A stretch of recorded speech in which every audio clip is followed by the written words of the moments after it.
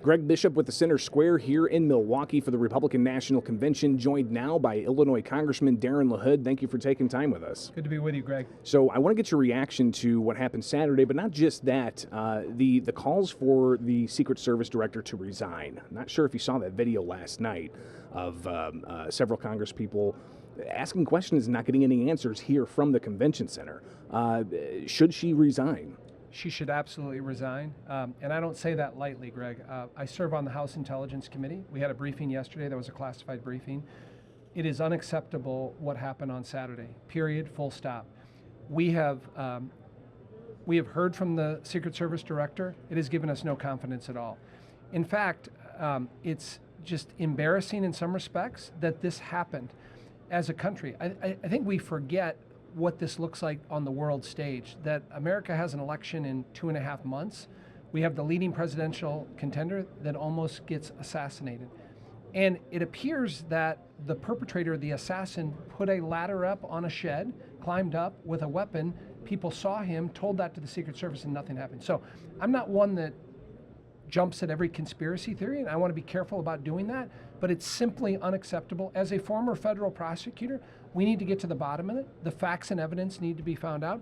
I spoke with Speaker Johnson yesterday. We're going to create a task force, an independent, hopefully bipartisan commission that will quickly get assembled. We need to have subpoena power. We need to get to the bottom of this.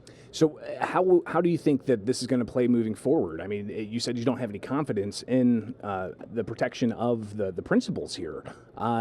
Should President Trump be cautious of how he moves around until you guys do get confidence in the Secret Service? Well, I have confidence in the agents that protect the president. I mean, the core agents, the Secret Service agents that are out there are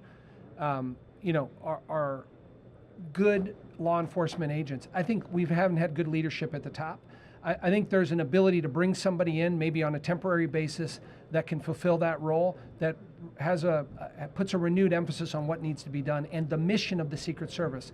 Hopefully this is a learning experience, but what does this show to our adversaries? There was already a plot by Iran to take out Mike Pompeo, Mr. Bolton that used to work for President Trump himself.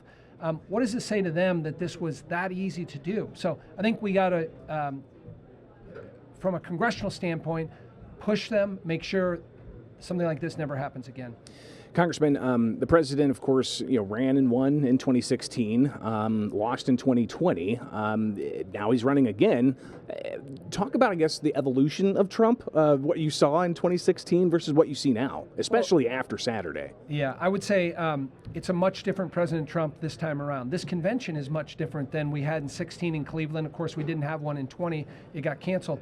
But this is a president that is much more focused, much more disciplined.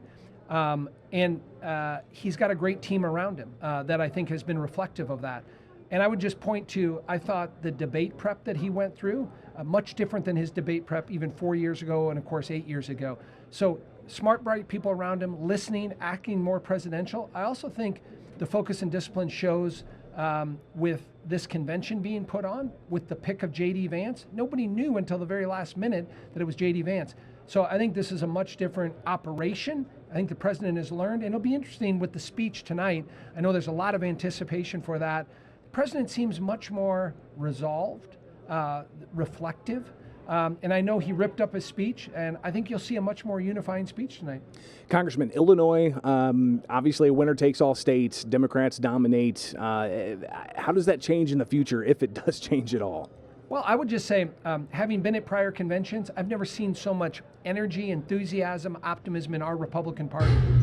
We have a great group that's here from Illinois. And listen, politics is cyclical, right? Times can change. And listen, like Adam Schiff, the Democrat, said this could be a wipeout for Democrats in November.